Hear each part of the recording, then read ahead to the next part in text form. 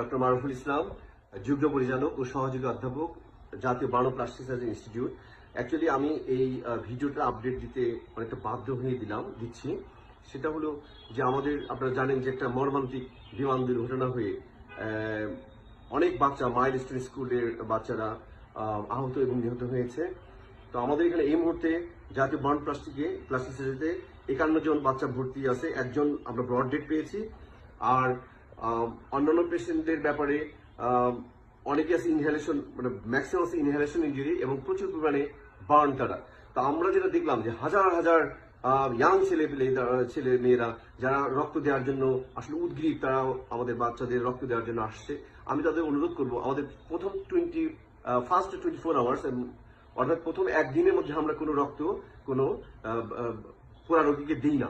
এই জন্য আপনারা দয়া করে কালকে সকাল 8টার পর আসবেন।